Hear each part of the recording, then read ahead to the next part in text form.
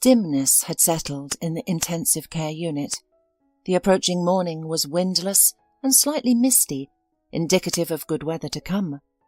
The ward's walls hadn't yet reached their full brightness and appeared grey rather than dazzling white. A medical device stood in the far corner, and its rhythmic beeping was synchronized with the monitor's zigzagging display. The man lying on the bed was breathing so faintly it was almost imperceptible. Gradually, Ronald Sanders started to regain consciousness. It felt like emerging from the realm of Morpheus, which had held him captive longer than usual this time. His index finger twitched weakly before falling limp as he attempted to raise his hand. "At this rate, you won't be leaving your bed any time soon," Ronald thought to himself, a touch of irony in his mental voice. Ronald regained consciousness not immediately and lay for a couple of hours in a mixed state.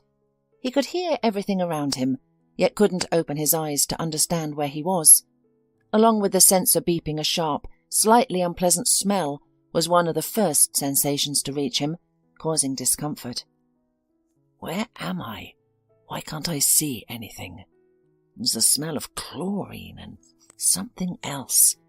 Am I already in the afterlife?" For some inexplicable reason, the man wasn't afraid. After all, what's there to fear when everything has already happened? The morning was gradually dawning, and Ronald discerned this from the unfamiliar voices to his left, primarily female and quite resonant. "You go to the 5th ward. Check what's going on there," a voice echoed. "Okay, I'll be right back. I just need to grab the medicine list," came the prompt response. Ronald felt a surge of alarm. "Medicine list? 5th ward? Am I in a hospital?" he guessed.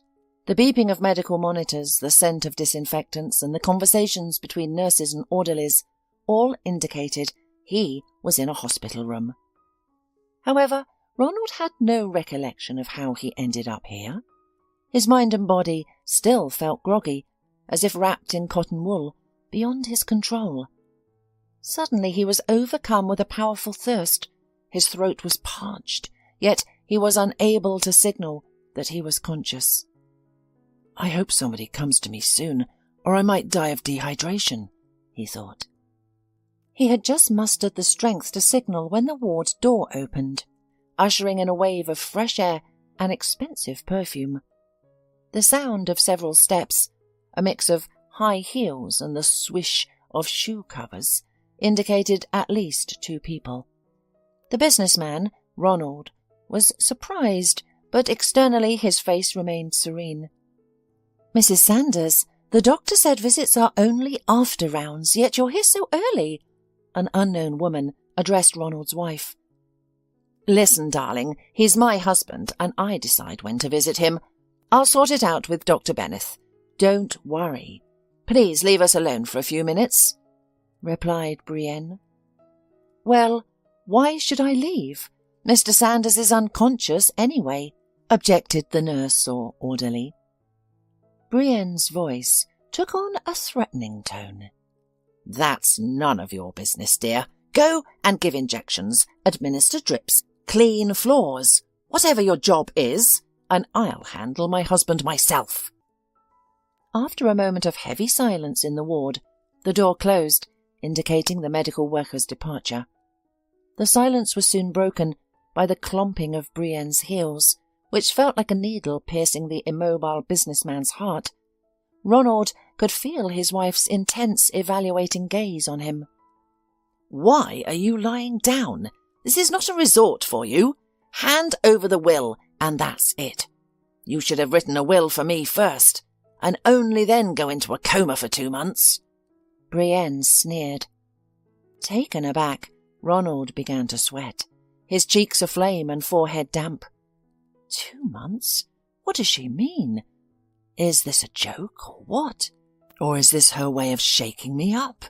Ronald pondered. What his wife said next made him rethink his opinion of her entirely. "You're lying here like a vegetable and the business is idle. Who's going to look after your hotels? I've asked you many times. Write a power of attorney. Make a will. We can't predict what's going to happen. However, you're so stubborn. But don't worry, honey. Kyle and I will sort it out in no time." Brienne's words made him nauseous. His pulse quickened, and his heart throbbed in panic. God, what is she talking about? Has she been possessed? A frantic thought raced through his mind. Suddenly, his breathing grew laboured, his lungs failing him, his vision blurred, and his consciousness began to slip into cold darkness. Simultaneously, the room filled with the urgent beeping of sensors, alerting the medical staff that something was wrong. The last thing Ronald heard was a stern voice, not tolerating any objection. "Why are there outsiders here? I told you not to let anyone into the ward until the rounds. Yet you've arranged for visitors." Brienne huffed indignantly. "What did I do wrong? I wanted what was best for him. I came to visit my beloved husband, and you're all here like fighting dogs. Why is everything beeping? If anything happens to my husband, I'll sue you." However, the female doctor swiftly ushered the unanticipated guest out of the room and instructed the nurse to prepare a defibrillator and an adrenaline injection. Every second was precious. "A shock! A shock! One more time!" Nothing. "One more time!" Brienne didn't see any of this. She briskly left the clinic and headed for her car, parked at the entrance. In her haste, she kicked a janitor's bucket, scattering the collected trash across the asphalt. "Why did you leave it in the hallway? Couldn't you find a better place? I almost tripped," she complained. "Hey, lady, what do you think you're doing?" the elderly man asked unhappily. Ignoring his remark, Brienne rudely pushed the janitor away when he tried to help her. From the kick to the unfortunate bucket, she managed to break her heel and had to hop her way to the car. The janitor sighed, shook his head reproachfully, and resumed his garbage collection. A medium-sized dog with fiery red hair, noticeable from afar, lingered around him. Charlie behaved calmly, not wanting to upset his new master. Previously, his owner was a half-blind retired schoolteacher who relied on the dog as a guide. Charlie learned to guide his owner to the store or the park when the leash was put on. Those were good times. However, a month ago, the owner died from a sudden and unpredictable heart attack. He had no time to call an ambulance and collapsed on the floor. Charlie didn't panic. He broke the window with his paws and jumped out. He ran to the neighbour's house, howling so loudly and pitifully that they understood the situation without words. Although the ambulance arrived quickly, the paramedics were unable to save the former teacher. Charlie chased after the ambulance that took his master away, following it to the hospital. A few days later, janitor Henry noticed him there. By this point, Charlie was noticeably limping. He had injured his paws on broken glass. The wounds had become inflamed, and in his pain, the poor dog tried to lick them for relief. Henry immediately understood the situation. He loaded the dog onto a cart and, ignoring the surprised glances of passers-by, took him to the vet. Charlie was fortunate. If Henry hadn't taken him to the vet any later, it would have been too late. From that point on, they began their life together. Charlie and the elderly janitor with a complicated past. Some suggested he had a criminal record, while others speculated that Henry was simply a homeless man who had decided to find stability due to his age. The truth, as it often does, lay somewhere in between.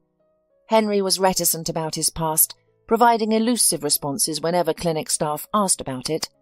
After 2 months on the job, his true identity still remained a mystery for everyone. After seeing off with his eyes the wealthy young woman, Henry winked at Charlie, saying, "There has been justice, my friend. I've encountered such women in my life many times. They're like parasites, clinging to someone and never letting go until their victims' deaths." Charlie looked at him attentively and barked softly, careful not to attract the chief doctor's attention and cause trouble for the janitor. Henry smiled and patted the dog on the back of his neck. His workload was relatively light that day. After all, it was springtime, In the fall, during the golden leaf drop, janitors work relentlessly, often to the point of exhaustion and joint pain. But at this time of the year, things were easier, as long as one wasn't lazy and maintained order. Suddenly, Charlie perked his ears and turned his head towards the gate. Henry knew the busiest time was about to start. It was allowed time for people to visit their relatives in the wards. Some were rushing to surgery department, others to neurology or therapy. All were eager to visit a loved one battling a relentless disease. Typically, Charlie remained calm and didn't react to the visitors, but this time he became visibly excited and even wagged his tail. Henry turned around and was taken aback. Approaching him on the narrow walkway was an unusual couple. A thin, short woman and a boy of about 7 years old holding her hand. A mother and son, Henry thought, smiling. The boy held a balloon in his hands that persistently attempted to break free, only to be stopped by the resistance of a thin string held by its young owner. The boy wore a bright yellow jacket with a hood, and he looked like a little chick with skinny legs and wing-like hands. His mother was dressed more modestly, and her attire evoked nothing but pity in Henry. A worn, light coat, a lilac beret, a simple skirt and low-heeled shoes. Upon seeing a red dog a dozen meters away, the boy immediately ran to hug it. The boy's mother exchanged a questioning glance with Henry, but he simply nodded. "Don't worry, Charlie won't bite anyone, especially a child." The woman visibly relaxed and approached Henry, asking, "Good morning. Can you tell me where the emergency room is?" Henry readily pointed to a nearby building. "See that building with the blue roof? That's it." "Ah, I see. Do you know if they allow us to enter?" Her question seemed rather odd to Henry. "Well, they won't kick you out, of course, but they most likely won't let you enter the ward. You know, people are on the verge of life and death in there." The strange woman nodded, then shifted her gaze to her son, who was already busily playing with Charlie. "Tony, be careful, okay? You'll get your jacket all muddy. Are you going to the hospital with me, or will you stay in the yard?" "You go ahead. I'll look after the boy. Don't worry about Charlie. He's a sensible dog. He won't cause any trouble. I guarantee it," Henry offered with a smile. The woman's face lit up. "Oh, thank you very much. My name is Evelyn, and this is Tony." "And I'm Henry," the man replied with a respectful nod. "Cool, Mum. You go, and I'll take a little walk with the dog. Everything will be fine with me here," said the boy with an ingratiating smile. Evelyn agreed with such a plan and went towards the hospital, although she felt uncomfortable as she approached the intensive care unit. Where am I even going, and what will I say? Who am I to Ronald? A friend? Subordinate? Or just an acquaintance from the street? Evelyn thought as she entered the hall. Before she could take a few steps, a nurse on duty immediately approached her. "Hello, and who are you here to see?" Evelyn was visibly embarrassed, but it was too late to back out. "Good day, I'm here to see Ronald Sanders." The nurse shook her head disapprovingly. "No, you can't see him right now. He suffered a cardiac arrest half an hour ago, brought back from the brink. All of this happened after a woman, claiming to be his wife, visited. I let her in out of kindness, only to be reprimanded by the head of the department, so a visit is out of the question." Tears welled up in Evelyn's eyes. A cardiac arrest? But he was admitted after a robbery. What does a heart attack have to do with it? Just then the head of the department entered the hall. Seeing Evelyn's distress, he paused to explain. "Try not to worry too much. Mr. Sanders' health is quite good. However, a head injury is serious, and the effects can be permanent. For instance, he woke from a coma this morning only for his heart to fail minutes later. But we managed. So for now, go home and try not to dwell on this. By the way, who are you to Mr. Sanders?" Embarrassed, Evelyn lowered her gaze. "I'm a colleague, more precisely an employee. I work as a maid at one of his hotels." The doctor nodded, indicating the conversation had concluded. Evelyn hesitated briefly before approaching the on-duty nurse to ask, "Where do the windows in Ronald's room face?" "They overlook the courtyard, where the janitor is currently sweeping," the nurse replied readily. Evelyn thanked her and headed for the exit. Outside, the sun was shining brightly, radiating a warm, spring-like feel. The air was comfortably cool, not causing any discomfort or sweat. Evelyn loved spring, a season of dreams, unfulfilled hopes, magic, and an easy sense of love that resonates with those young at heart. "Mum, how's Uncle Ronald?" Tony asked. "He's improving slowly, Sonny. The doctor is confident he'll recover," Evelyn replied. A sweet smile spread across Tony's face. Evelyn gave her son a mysterious look before whispering something in his ear. As she spoke, Tony's happiness seemed to grow. Throughout this time, Henry stood aside, observing his new acquaintances. Charlie was willing to follow little Tony to the ends of the earth. Henry had heard about dogs' affection for children, but he had not imagined it could be to this extent. Meanwhile, Evelyn took a balloon from her son's hands and tied it to a tree branch directly opposite the hospital ward windows. "When Ronald wakes up and sees the balloon, his mood will improve," Evelyn explained, noting the janitor's surprised look. The janitor nodded respectfully and started regarding the boy's mother with even more respect. The elderly man silently wished that each sick patient's relative would tie a balloon to the tree. He imagined how it would transform the yard and perhaps even encourage the patients towards recovery and discharge. Yet he chose not to voice these thoughts, not wishing to embarrass Evelyn.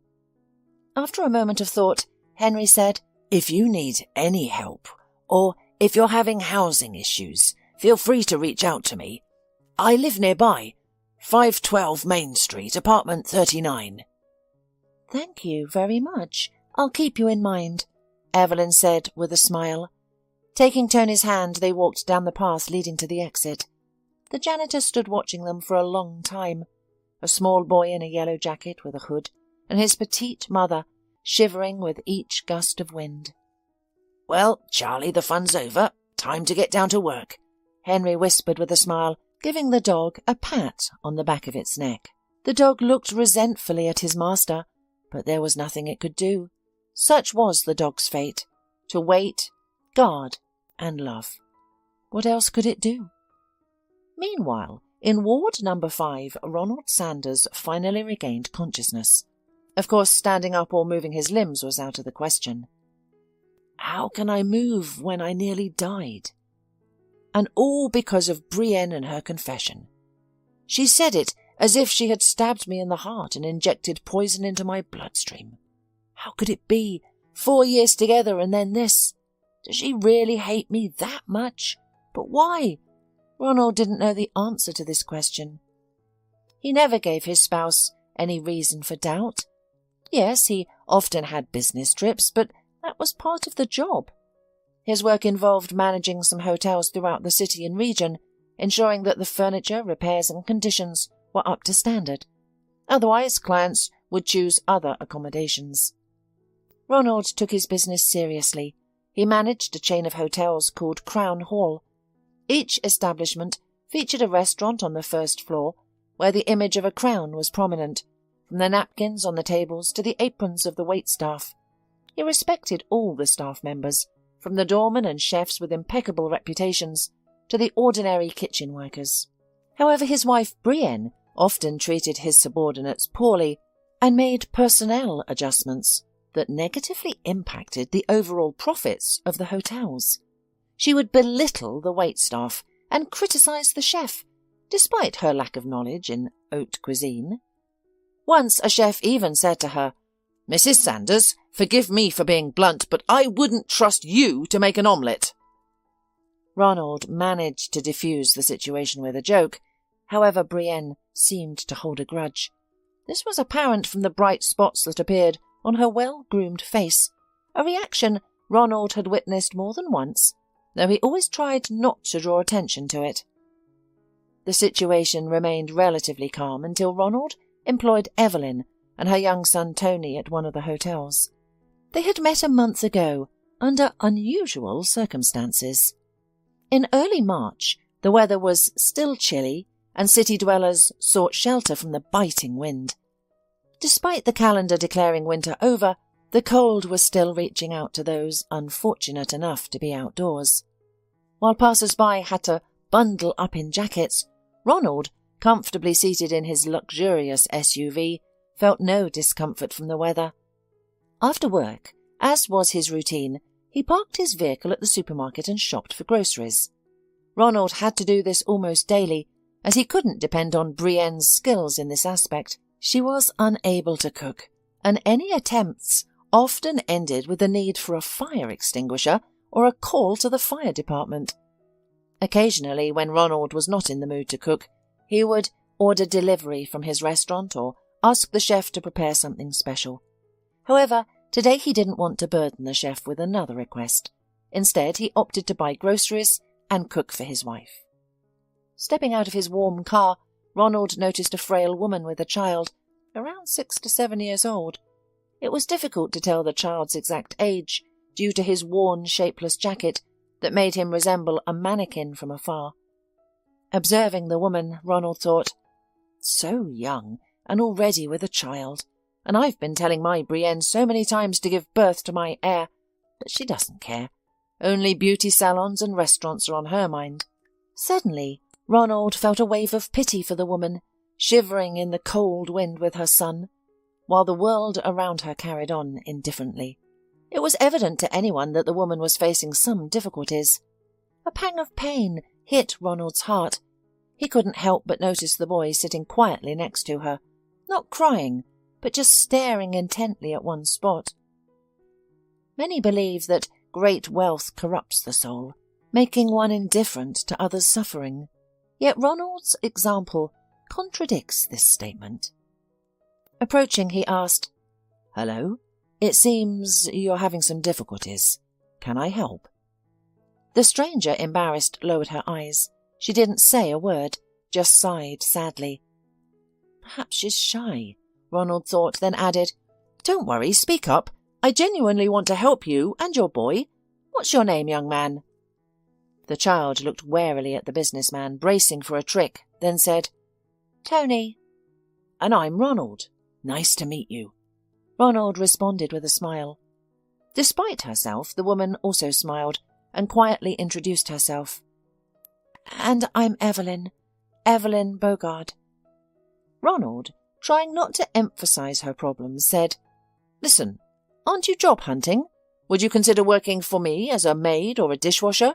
We're short a few people at the hotel. What do you think?" Taken aback by the man's proposition, Evelyn hesitated and couldn't provide a clear response. Seeing her hesitation, Ronald encouraged her. "Don't be scared. I'm being honest. I don't mean to offend you. Besides, do I look like a scoundrel? I can see you need help, and I can offer you a job and money. What do you think, Evelyn?" She responded with a resigned gesture. "Yes, I agree. You don't seem like a maniac." Ronald laughed. "No, I have no ties with criminals. My business is legal.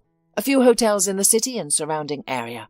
You've likely noticed the crown symbol on some buildings. That's all my place is. Everything is legal and clear. Even the tax authorities have no complaints against me." Evelyn examined him closely and discerned that this stranger meant her no harm. His face was too open and kind to possess any malice. "If you agree, why not get in the car? You're catching a chill in this wind. It might look like spring, but winter is still holding on," Ronald offered with a smile, gesturing towards his SUV. Tony's eyes lit up. "Wow, may I sit behind the wheel, or at least honk the horn? So the boys on the street can see. They'll be jealous." Ronald smiled. "Of course, why not? Stay in the car while I run to the store. We're a bit out of stock.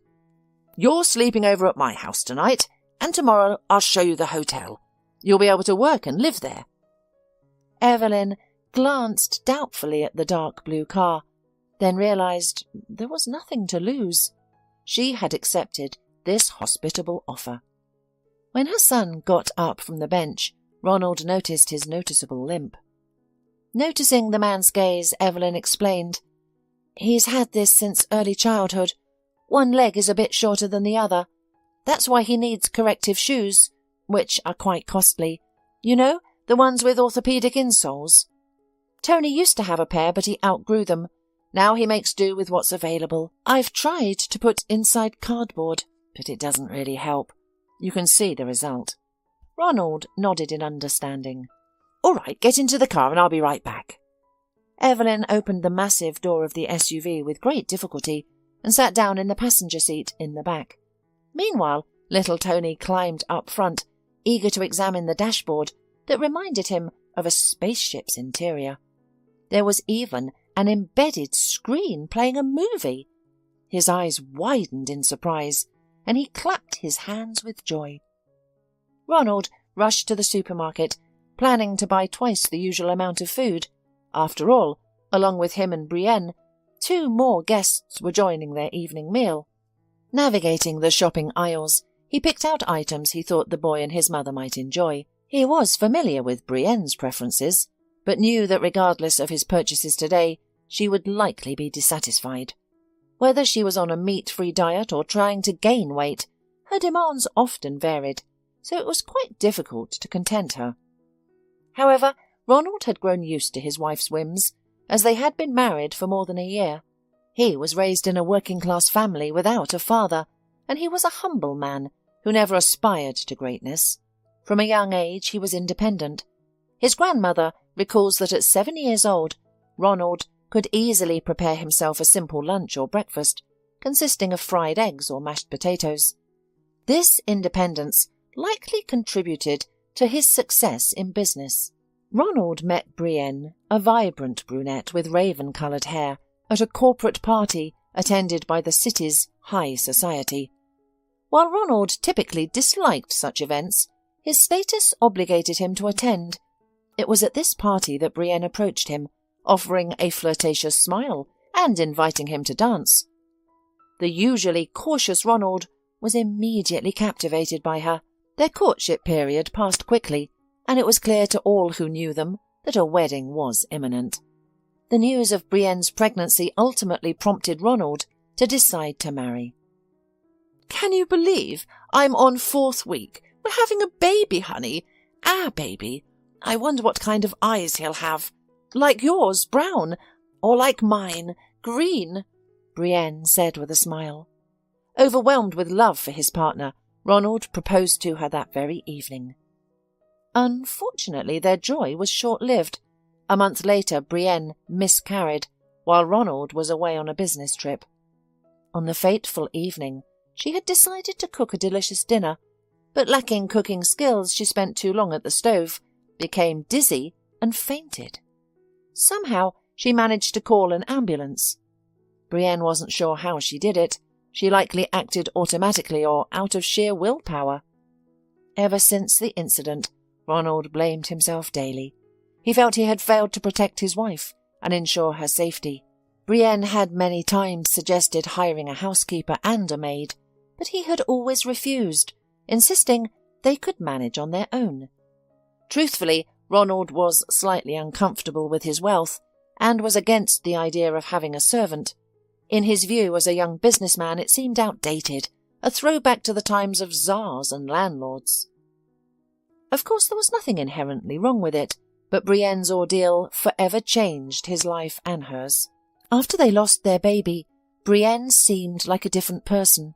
She began spending more time at beauty salons, restaurants, and during Ronald's business trips, she visited clubs in the company of her friends. Ronald didn't mind Brienne enjoying herself, but sometimes it was too much. Once, he returned from a business trip earlier than expected and found that Brienne was not home. Holding a bouquet of roses, he suddenly felt foolish and discarded it. "Like a scene from a cheap movie.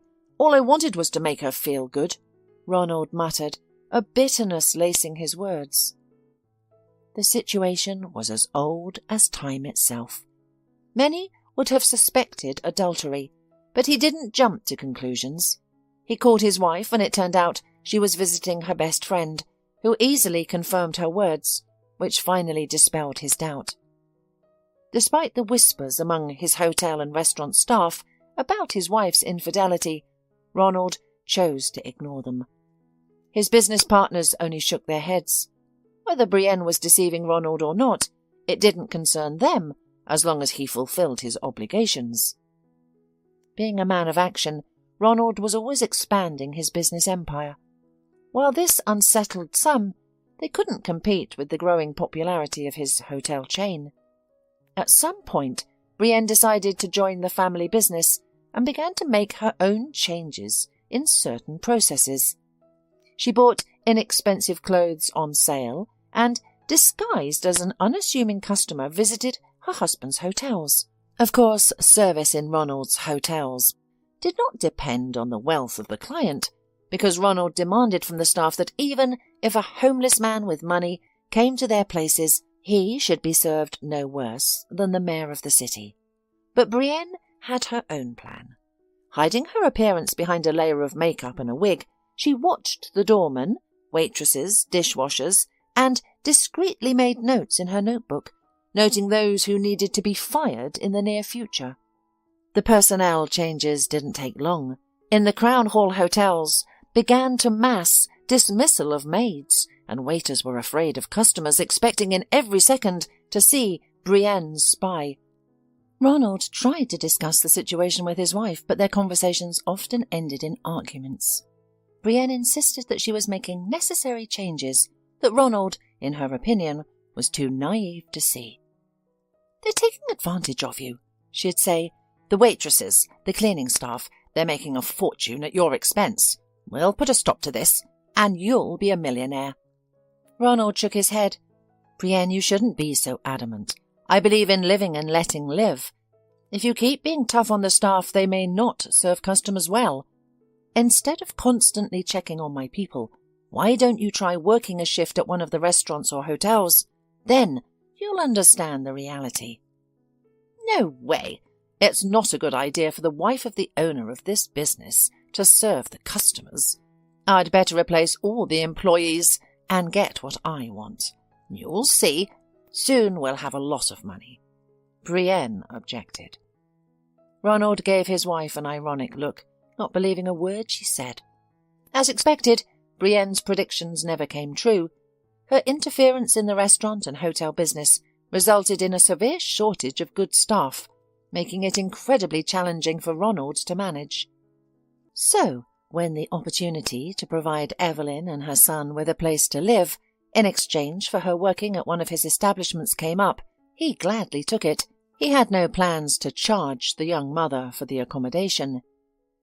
Returning to his SUV with a bag full of groceries, the man saw Evelyn's expression and immediately sensed her anxiety.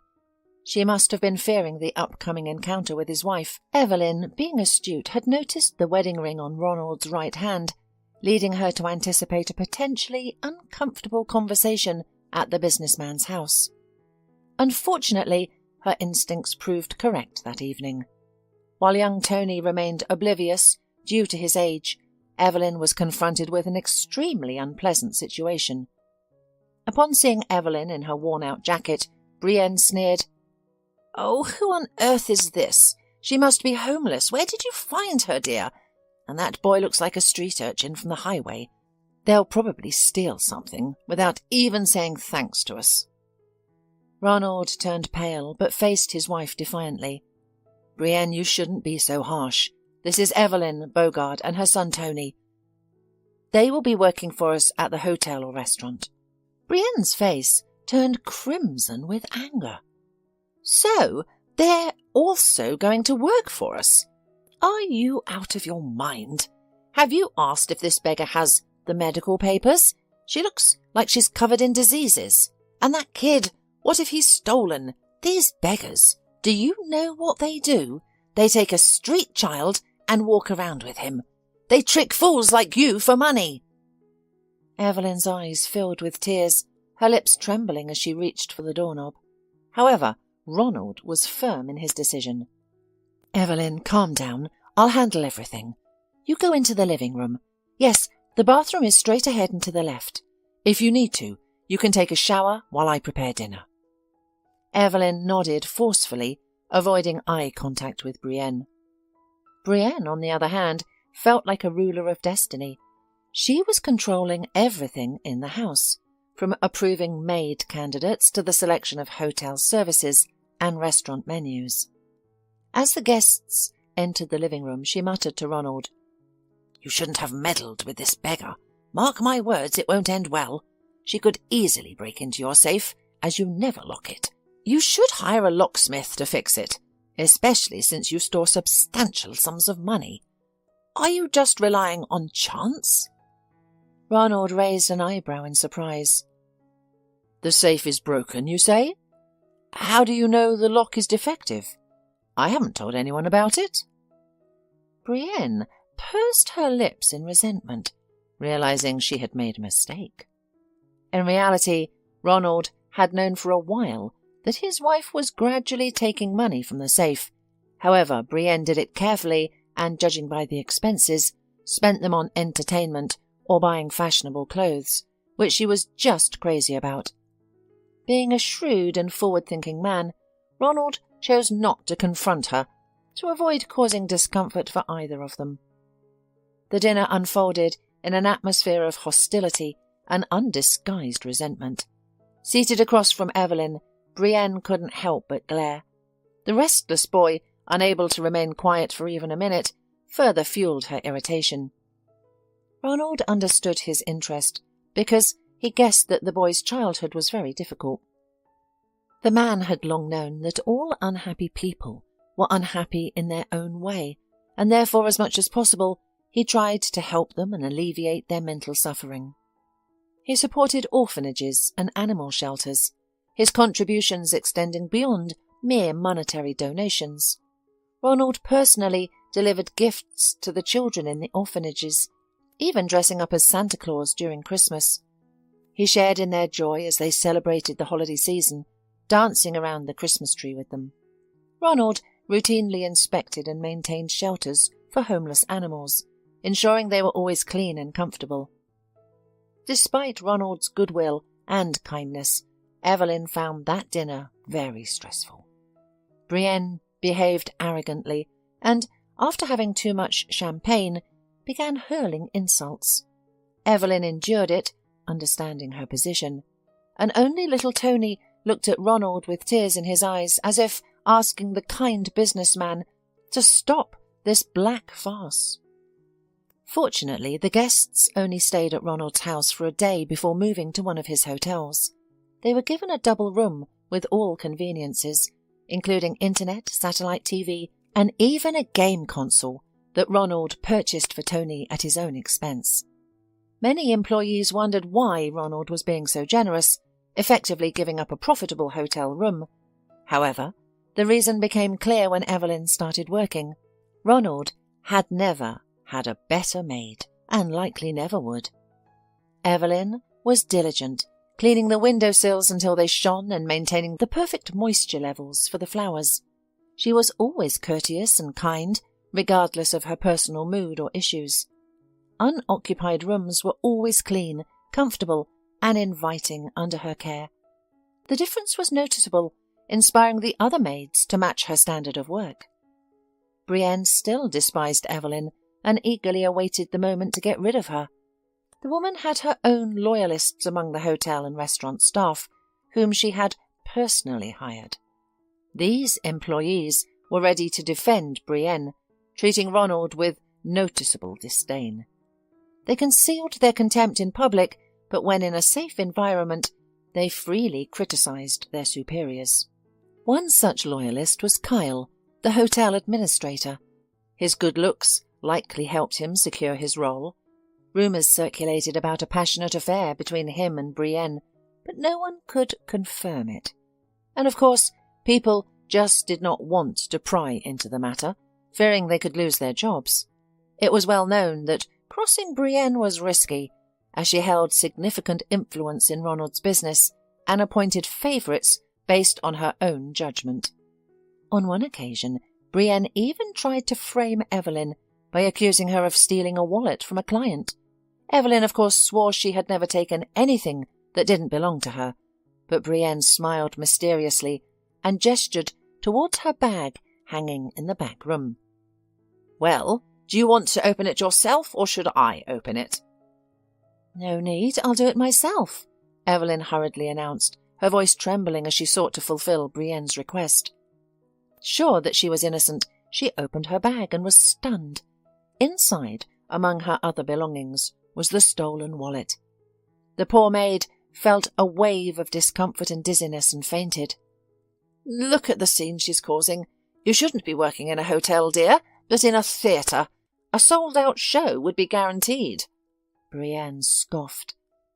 The situation was escalating quickly, but despite the fact that all the evidence was against Evelyn, Brienne did not take into account one thing. It turned out that her husband had a video recording from the internal security camera. The young businessman had kept the camera's capabilities a secret from the staff, intending to use it as strong evidence in case of a dispute. It was then that it was revealed that Brienne had planted the unfortunate wallet in Evelyn's bag, aiming to discredit the undesired maid in front of Ronald. Later that day, the couple had an argument in Ronald's office. "You know what, Brienne? This is too much. I expected anything and everything from you, but not this. I believe we should break up and start preparing for a divorce." Brienne pursed her lips resentfully and glared at her husband. "Divorce, you say? Break up? Fine. I don't mind splitting up, but remember, I'm legally entitled to half of your business. After all, I am your wife, a legally wedded one at that." Ronald's eyes sparkled with a mysterious gleam. "That's where you're mistaken, Brienne. While you were busy with your affairs and plotting to fire Evelyn, I consulted a notary and drafted a will. If I were to die prematurely, or whatever, everything goes to my parents. They may be old, but they can handle it, and in the event of a divorce, you'll get nothing. Did you forget how you insisted I draw up a prenup? You didn't even realize what you were signing." At the mention of the inheritance and the prenuptial agreement, Brienne's face immediately changed. A few minutes later, in a soft, repentant voice reminiscent of a schoolgirl, she asked, "And the will? Have you already had it notarized?" Ronald shook his head. The businessman's anger gradually faded, and the thought of divorce no longer seemed so urgent. "No, I haven't had time, Brienne, but I'll do it one of these days. Don't worry, I'll take care of everything. I know many things. You lied to me about the miscarriage. You weren't pregnant. I found out right after I went to the emergency room, and they told me that they never had no patient with your name. But I tolerated it. I thought you'd improve. I was waiting for you to become sensible and have a baby, but you're only creating obstacles for yourself." Tears glistened in Brienne's eyes. "Ronald, I'm sorry, you're right. I should have come to my senses a long time ago. Can you forgive me, dear? I overacted with Evelyn, and her son too. You only wanted what's best for him. You had him checked by an orthopedist. Massages, therapies, special shoes. He doesn't even limp now. But forgive me, I was a little jealous. And all this was because I love you very much. And I was afraid of losing you." Unfortunately, Ronald heeded her words and delayed his visit to the notary for another time. And a day after their conversation, he was found in an alley 3 meters from his car with a head injury. The main theory was robbery, a common occurrence that led wealthy individuals to hire personal guards. But Ronald always relied on his own strength and was confident he could handle any situation. And now, lying in a hospital bed, he realized his mistake. Unfortunately, Ronald did not know the most important thing. While he was being treated at the clinic, Brienne waited 2 months and kicked Evelyn and her son out of the hotel room where they were staying. "And I don't want you to set foot here again. If I see you, you'll be dead," she said maliciously.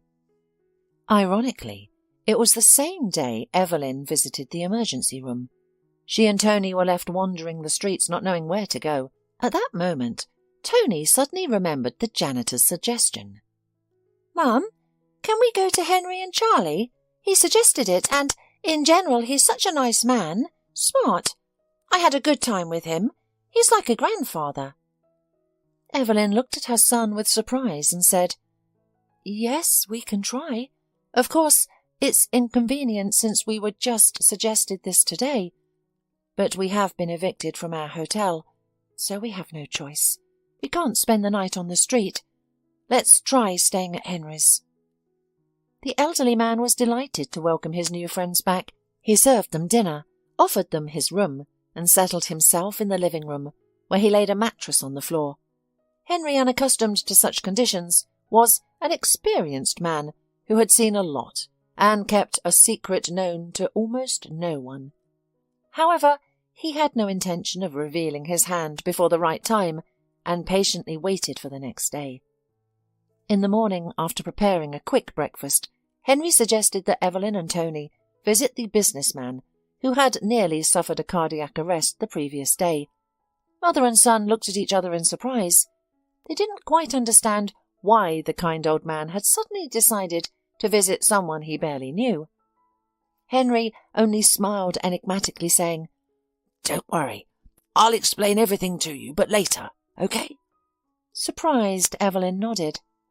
After she and Tony stepped into the hallway, the elderly man pulled out a miniature walkie-talkie from his pocket, quietly commanding, "Everyone, get ready. The operation is nearing its final phase."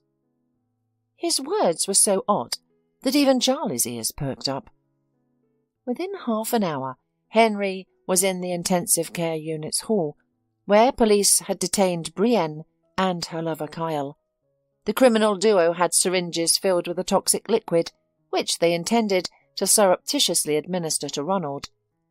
Still not understanding what was going on, Evelyn looked at the janitor as he sharply threw off his cloak, underneath which was a perfectly fitting police uniform. "Forgive me, but this was a special circumstance," Henry said. "Ronald certainly doesn't know it, but he's not a stranger to me. In fact, I'm his biological father. His mother and I separated over 35 years ago. I moved to another city, graduated from the academy, and dedicated my life to serving law. I only discovered Ronald was my son 6 months ago, and since then I've been keeping an eye on him, as much as I can. I never imagined Ronald's wife's lover would try to kill him. So, when I learned about the threat to my son's life, I took a janitorial job to be closer to him and to monitor his surroundings." Brienne, handcuffed, glared at Henry. "You're a scoundrel. You purposely put that bucket in my path, causing me to break my heel. Did you not?" Henry grinned. "Of course I did it on purpose, dearie. I needed to plant a wiretap in your pocket to learn about your plans with Kyle. You had no sympathy for my son. You wanted his inheritance. But I wasn't going to let that happen. Now, Brienne, you'll never be near my Ronald again. As for Evelyn and Tony, I hope they'll become constant figures in his life, because they truly love my son and care about his well-being." At that moment, Evelyn felt as if everything happening to her was just a dream. She thought to herself, "No, this can't be how it happens." On that day, the entire hospital learned about the outstanding transformation of the janitor. As is often the case, Ronald was one of the last to find out, after the doctors finally allowed him to have visitors. Seeing a uniformed man walk into his room, the businessman grew noticeably anxious. "I'm sorry, son. I should have told you sooner, but I feared I would be a burden or hinder you. When I learned you were in danger, I felt compelled to step in," whispered Henry, swiftly brushing away a tear. Ronald smiled and touched the shoulder of his father, whom he had never met before in his life. A minute later the ward door opened, and Tony, along with Evelyn, appeared on the threshold. The boy held a red balloon, while its twin floated on a tree in the hospital yard. Henry smiled before addressing his son. "I hope you respect my fatherly advice, son. My guidance to you is this. Always keep them close to you, and care for them like they're the apple of your eye. It's likely you're unaware that Evelyn has a secret. Tony is not her son, but her nephew, who was orphaned in an accident that took his older sister's life." At that moment, Ronald gave Evelyn such a tender look that could say without words many things. However, it was only a little later, 6 months to be exact, when he verbally expressed his feelings and proposed to Evelyn, and soon the retired police officer danced at his son's wedding and celebrated the most significant victory of his life.